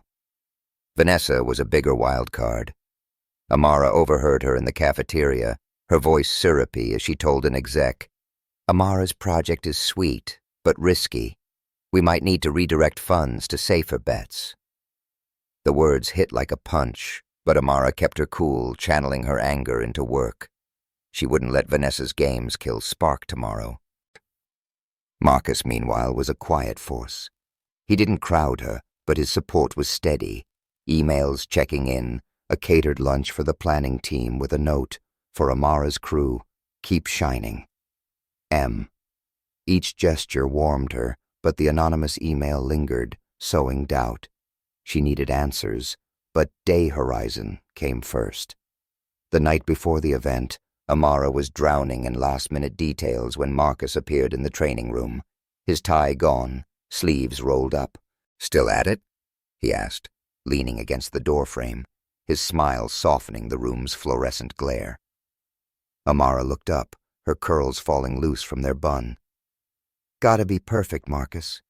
Too much riding on this. He crossed the room, pulling up a chair. It will be. You've got a gift, Amara. Making people believe in something bigger. I saw it that night in the rain, and I see it now. Her heart skipped, his words cutting through her defenses. Why do you keep saying stuff like that? She asked, her voice soft but searching. What's your deal, Marcus? Really? He leaned closer, his eyes dark, unguarded.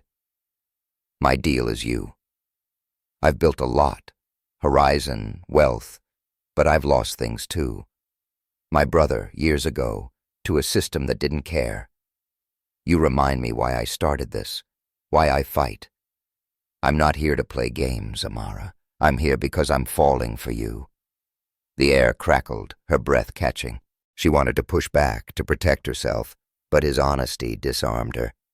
Marcus, I've got Mia, bills, a life, and Vanessa. She's got her claws in you, doesn't she? His jaw tightened. Vanessa's my past. We dated, ended badly. She's trying to stir things up, but I'm done with her. I swear. Amara searched his eyes, wanting to believe him. The room felt too small, his presence overwhelming. He reached for her hand, his thumb brushing her knuckles, and she didn't pull away. I don't know if I can do this, she whispered, but her body leaned toward him, drawn like a magnet. Then let me show you, he said, standing and pulling her up. He guided her to the window, Atlanta's skyline glittering below. His hands found her waist, his breath warm against her neck as he murmured, You're not alone in this, Amara. Not anymore. She turned, their faces inches apart, the city's glow framing them. His lips brushed hers, tentative at first, then deepening as she melted into him, her hands gripping his shirt. The kiss was fire, hungry, urgent, his fingers tracing her spine through her blouse, her curves pressing against him. She tasted salt and coffee, felt the heat of his skin, and for a moment, the world was just them, the skyline, the pulse of something new. But Mia's face flashed in her mind, and she pulled back, breathless. "Marcus, I can't. Not yet. I need to know this is real." He nodded, his eyes fierce with promise. "It is. I'll wait, Amara. As long as it takes." She stepped away, her skin still humming, and grabbed her tablet. "I've got an event to nail. Don't distract me, suit guy." He laughed, the sound easing the tension. "Wouldn't dream of it. Knock 'em dead tomorrow." Day Horizon dawned bright and chaotic. Hillside elementary kids poured into Horizon's lobby, their chatter filling the air as Amara, Lena, and Jamal guided them to stations. Coding games lit up tablets, design apps sparked giggles, and a drone whizzed overhead, drawing gasps. Amara was everywhere, checking schedules, soothing a shy kid, tweaking a glitchy screen. Her red dress, a bold choice, caught eyes, and Lena whispered, "You're slaying, Mara." The execs arrived, Camille among them, their nods a quiet approval. Marcus was there too, his suit sharp, his smile proud as he watched Amara work. But Vanessa lingered, her emerald dress a stark contrast, her eyes tracking Amara like a predator. Ethan, meanwhile, hovered near an outreach suit, whispering something that made the man frown. The event was a hit, kids beaming, execs clapping, Camille pulling Amara aside to say, "You've got something special, Johnson. Keep it up." But as the kids boarded their bus, Vanessa approached, her smile venomous. "Cute event," she said, her voice low. "But Marcus's little projects don't last. Ask him about his brother. See how honest he is." Amara's blood ran cold, the anonymous email flashing in her mind. She faced Vanessa, her voice steady. "If you've got something to say it. I'm not scared of you." Vanessa laughed, walking away, but her words struck deep. Amara glanced at Marcus, laughing with a kid, and doubt crept in. What was he hiding? Spark tomorrow was safe for now, but her heart was on shakier ground. She needed answers, and she'd get them after she secured her future. The Atlanta skyline shimmered through Amara's apartment window, a tapestry of ambition and grit that mirrored her own heart. It was late, the Vine City night quiet except for the distant hum of a neighbor's radio playing Marvin Gaye. Mia slept soundly, her superhero sketches tucked under her pillow, and Miss Rosa had gone home, leaving Amara alone with her thoughts. The triumph of Day Horizon still buzzed in her veins, kids' laughter, execs' applause, Camille's rare smile. But Vanessa's parting shot had lodged like a splinter. Ask him about his brother. The anonymous email echoed it, a warning she couldn't shake. Amara sat at her kitchen table, her laptop open to spark tomorrow notes, but her mind was on Marcus, his kiss, his promise, the shadow of his past. Her phone buzzed, pulling her from the spiral. A text from Marcus. "You were unstoppable today. Proud of you. Can we talk?" Her thumb hovered over the screen, her pulse quickening. That kiss in his office, his hands on her waist, had been a fire she hadn't expected, burning through her defenses. But Vanessa's words, Ethan's sabotage, and the medical bills still sitting unpaid on her dresser were cold reality. She typed back, "Busy with work. Tomorrow?" His reply was instant. "Anytime you're ready. I'm here." The words warmed her, but doubt lingered.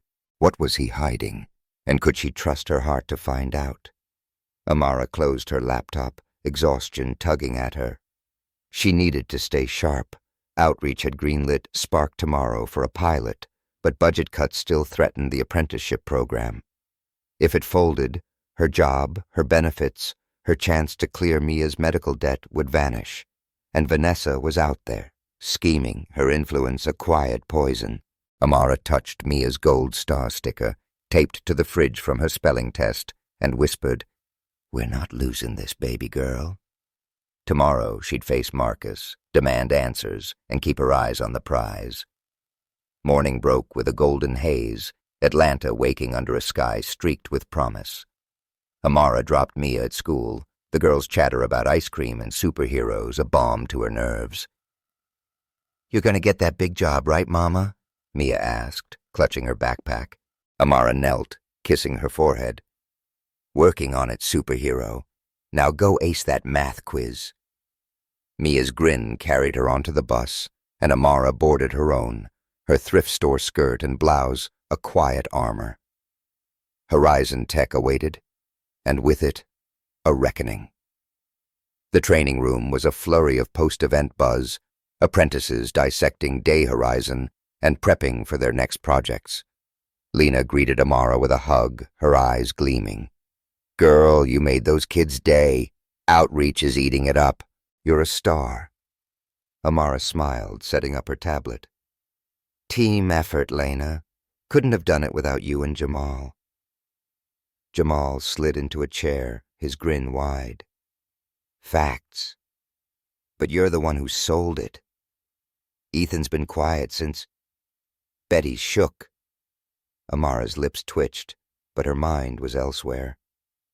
Ethan was a nuisance, but Vanessa was the real threat. And Marcus? She needed clarity.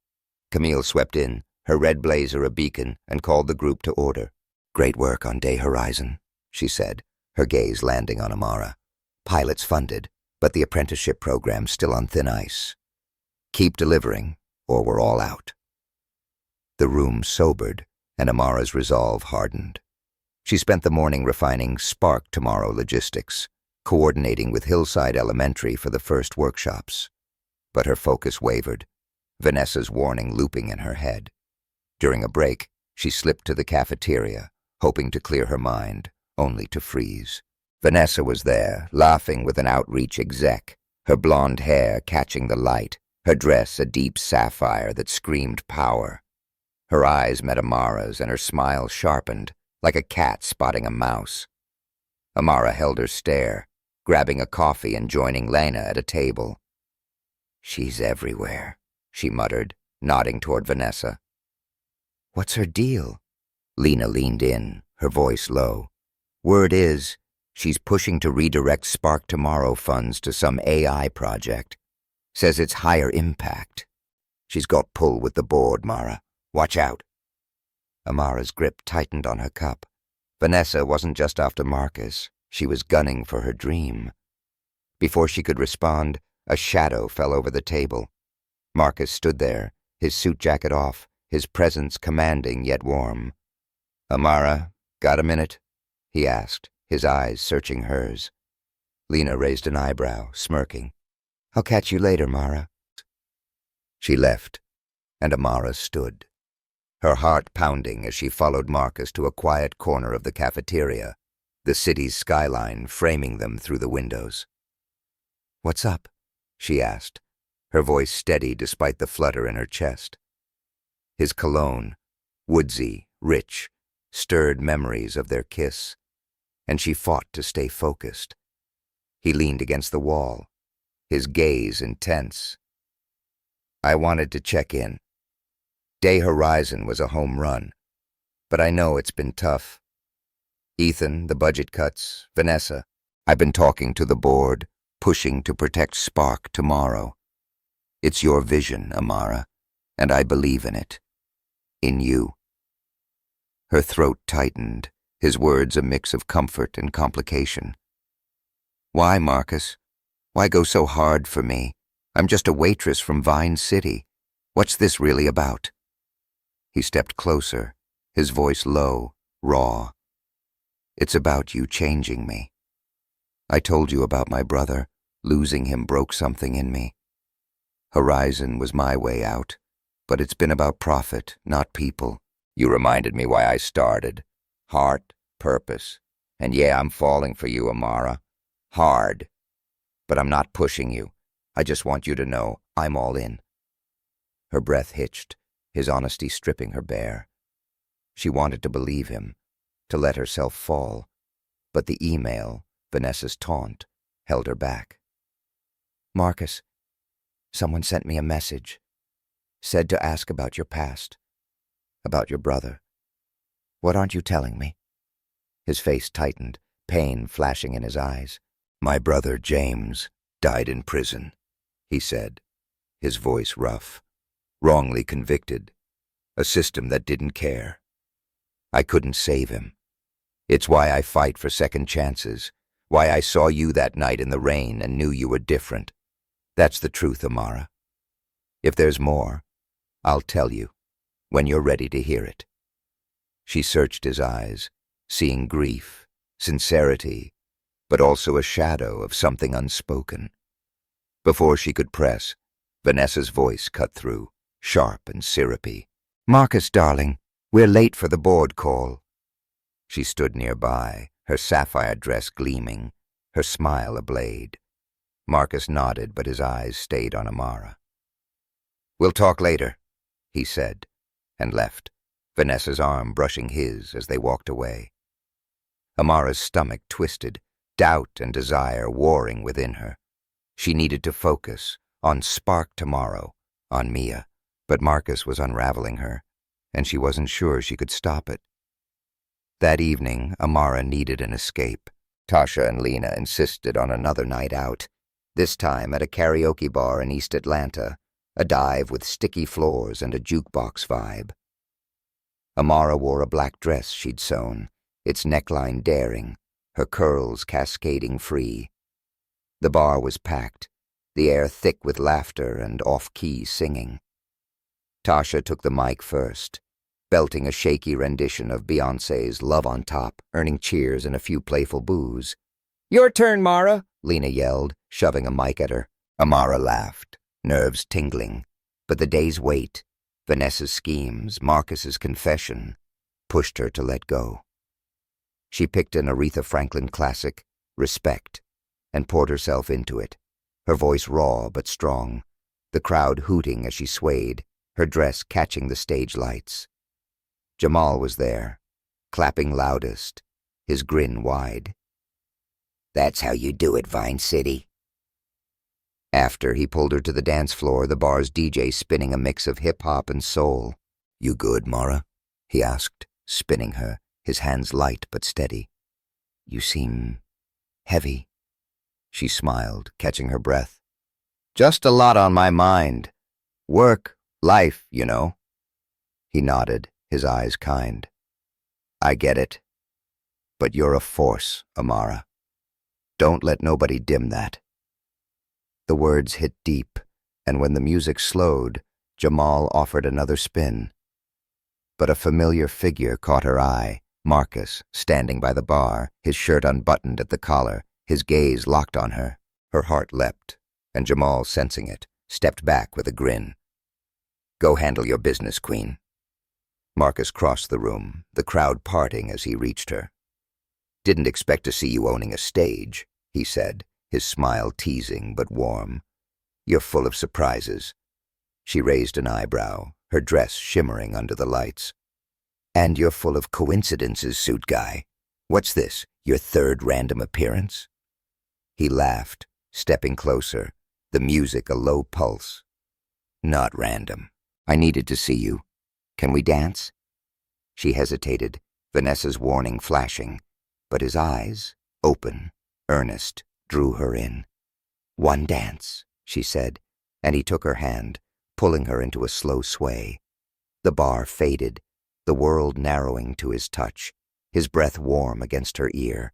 His hand slid to her lower back, firm but gentle, and she felt every inch of him, his strength, his heat. Her dress hugged her curves, and his fingers grazed her bare shoulder, sending a shiver through her. "Amara," he murmured, his lips brushing her neck, a whisper of a kiss that set her skin alight. "I meant what I said. I'm yours if you want me." Her body leaned into him, her hands gripping his shirt, the music urging her closer. His lips found hers, a slow, searing kiss that deepened as she melted, her fingers tangling in his hair. His hands roamed, tracing her spine, pulling her flush against him, the world a blur of heat and rhythm. She tasted whiskey and want, felt the press of his chest, and for a moment she let herself fall, into him, into the possibility of us. But Mia's face flashed, the medical bill, the email. She pulled back, breathless, her lips tingling. Marcus, I want this, but I need time. There's too much I don't know. He nodded, his eyes fierce with understanding. Take all the time you need, I'm not going anywhere. Tasha's voice broke the spell, yelling, Mara, you trying to start a fire? The crowd laughed and Amara stepped back, her heart racing. Marcus squeezed her hand, then left, his silhouette fading into the bar's haze.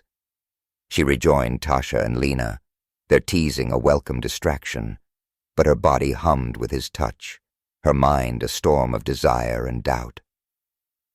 The next day, Horizon was a pressure cooker. Camille called Amara to her office, her expression grave. Spark Tomorrow's pilot is funded, but the apprenticeship program's on the chopping block. One exec's pushing to cut it for an AI initiative. You know who's behind it. Amara's blood ran cold. Vanessa? Camille nodded. She's got board members in her pocket. Your event bought you time, but you need to lock in Outreach's support. And Marcus, he's fighting for you, but his influence has limits. Stay focused. Amara left, her resolve steel. She'd confront Marcus about his brother, about the email. But first, she'd secure Spark Tomorrow. As she worked, a new email landed. An invitation to present the pilot to the full board in 2 days. Her biggest stage yet, and her last chance to save her future. But Vanessa's shadow loomed, and Marcus's secrets weighed heavy. Amara touched Mia's gold star on her phone's lock screen, whispering, For you, baby girl. The fight was far from over, and she was ready to win. The Atlanta dawn painted Vine City in soft gold, the neighborhood stirring with the clatter of garbage trucks and the chatter of kids heading to school. Amara stood at her kitchen counter, brewing coffee strong enough to jolt her awake, her eyes gritty from a sleepless night. The board presentation for Spark Tomorrow loomed like a mountain. Her final chance to secure the pilot, her job, and a future free of medical bills and diner shifts. Mia's laughter drifted from the living room, where she was coloring a new superhero, this one with a crown like Amara's curls. Mama, you gonna be a boss today? Mia asked, her gap-toothed grin a beacon. Amara smiled, pouring coffee into a chipped mug. Trying, superhero. Gotta show some big shots what we're made of. She kissed Mia's forehead, tucking her sketchbook into her backpack. The $600 medical bill sat on the counter, a silent spur, but Day Horizon's success and Marcus's support gave her hope. His kiss at the karaoke bar, slow, searing, his hands pulling her close, still burned in her memory. But Vanessa's taunt and the anonymous email, ask about his past, cast a shadow. Marcus had opened up about his brother's death, but was there more? Today she'd face the board, then him. No more secrets. She dropped Mia at school. The bus's squeak fading as she caught her own to Midtown.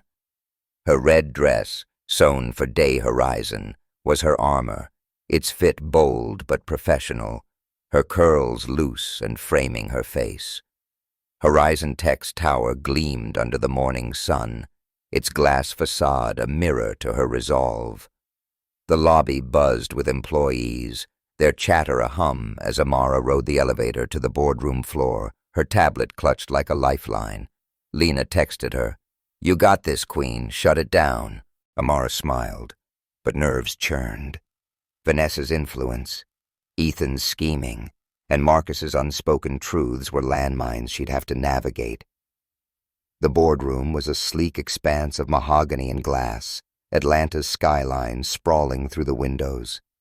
The board, 10 execs in suits, Their faces a mix of curiosity and skepticism, sat around a polished table, Camille among them, her red blazer a quiet nod of support. Marcus was there, his navy suit crisp, his eyes locking on Amara with a warmth that steadied her. Vanessa sat near an older exec, her emerald dress a stark contrast, her smile sharp as she whispered something that made the man nod. Ethan lingered at the back, his smirk subtle but present. Amara took a breath, channeling Mia's fearless grin, and stepped to the front, her slides ready. "Good morning," she began, her voice clear, commanding. "I'm Amara Johnson, and Spark Tomorrow is more than a program. It's a promise. 80% of kids in Vine City lack tech access. Horizon can change that, not with handouts, but with hands-on workshops, coding, design, robotics. We're building dreamers who'll become your next innovators."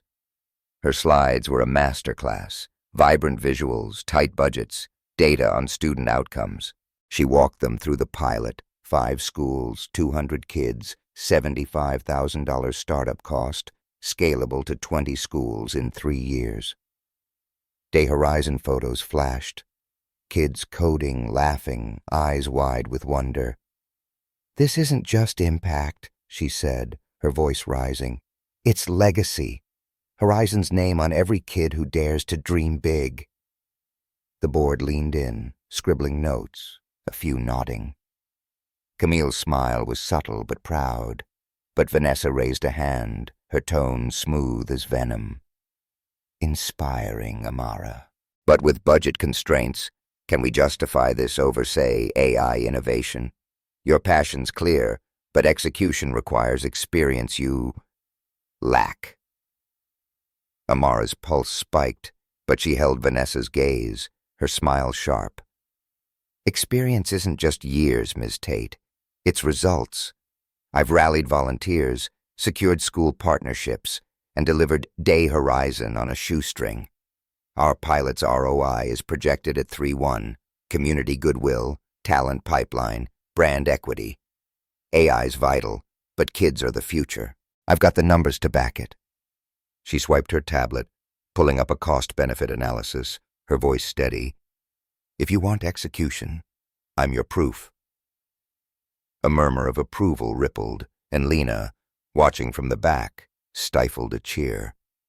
Marcus's eyes gleamed, his nod subtle but firm. Vanessa's smile tightened, and Ethan's smirk faded. An exec, a gray-haired woman, spoke up. "Impressive, Ms. Johnson. How do you ensure volunteer retention?" Amara was ready. Structured training, flexible schedules, and a backup roster. "I've run shifts at a diner for years. Trust me, I know how to keep a team moving." The room chuckled, the tension easing. Questions followed, tough but fair, and Amara answered each, her confidence growing. When she finished, the board clapped, Camille leading the charge. Marcus stood, his voice cutting through. "I move to fully fund Spark Tomorrow and appoint Amara as pilot coordinator, effective immediately." The board voted, unanimous approval. Amara exhaled, triumph flooding her. She'd done it. Secured Spark Tomorrow. Saved the apprenticeship, earned her place. Camille shook her hand, whispering, "You're a force, Johnson." But as the room cleared, Vanessa approached, her eyes cold. "Congrats, Amara, but Marcus's pets don't last. Enjoy it while it's yours." She slipped a folded note into Amara's hand and left, her heels clicking like a countdown. Amara unfolded it, her heart sinking. A printed email, anonymous, detailed Marcus's brother's conviction, drug charges, a plea deal, a death in prison. But it hinted at more. He hid evidence to protect his family name. Ask him. Her stomach churned. Was this Vanessa's final play, or the truth? That evening, Amara confronted Marcus in his office, the city's lights casting shadows across his desk. He looked tired, his tie gone, but his eyes softened as she entered. "You were phenomenal today," he said, standing. "Horizon's lucky to have you." She didn't smile, holding up the note. "What's this, Marcus?" "Your brother." Did you hide something? I need the truth now. His face fell, pain etching his features. Amara, I told you James was wrongly convicted. The system failed him. Bad lawyer, biased judge. I was young, starting Horizon, and I paid for his defense, but I didn't dig deeper. I should have fought harder. That's my regret, not some cover-up. Vanessa's twisting it to hurt us. She searched his eyes, seeing grief, guilt, but no deception. Why didn't you tell me everything? Because I was ashamed, he said, stepping closer. And because I love you, Amara. I didn't want my past to scare you away. Her breath caught, his words a thunderbolt. Love. She'd felt it too, in his touch, his fight for her. Marcus, I love you too, she said, her voice breaking. But I've got Mia, a life. If there's more, I need to know. He took her hands, his grip steady. There's nothing more. I'm yours, all of me. Let me prove it. She nodded, tears pricking her eyes, and he pulled her close, their lips meeting in a kiss that was both promise and plea. It was softer than before, but no less intense, his hands framing her face, her fingers clutching his shirt. They pulled back, foreheads touching, the city's glow wrapping them in possibility. We'll figure it out, she whispered, but no more secrets. No more, he said, his smile fierce. You and Mia, you're my future. Amara celebrated at home, the apartment filled with warmth and laughter. Tasha, Lena, Jamal, and Ms. Rosa crowded around her tiny table, plates piled with fried chicken and cornbread she'd cooked, Aretha Franklin on the radio. Mia danced, her gold star sticker pinned to her shirt, and Amara joined her, spinning her daughter under the flickering bulb. We're getting that house, baby girl, she said, laughing. Sod and all. Rosa raised a glass of sweet tea to Amara, our Vine City queen, and to dreams that don't quit. They toasted, the room alive with love, but Amara's mind drifted to the note. Marcus had explained, but Vanessa's final jab, enjoy it while it's yours, felt like a warning. As the party wound down, Amara found a new email in her inbox, this one from Vanessa herself. Congrats on the win, Amara. But ask Marcus about the trust fund he buried for James's son. Secrets have a way of surfacing. Attached was a grainy document, a trust fund receipt, Marcus's signature faint but clear. Amara's heart stopped. A nephew? Another lie? She looked at Mia, sleeping now, and the joy of her victory fractured. Marcus had sworn no more secrets. But this... She didn't confront him, not yet. She needed time, proof, a plan. Spark tomorrow was hers, Horizon was hers. But her heart hung in the balance, and Atlanta's lights offered no answers. Hey y'all, where you reading this from? Drop your city in the comments and tell me, will Amara trust Marcus, or is Vanessa's truth the end? Follow for the next chapter of this Vine City saga.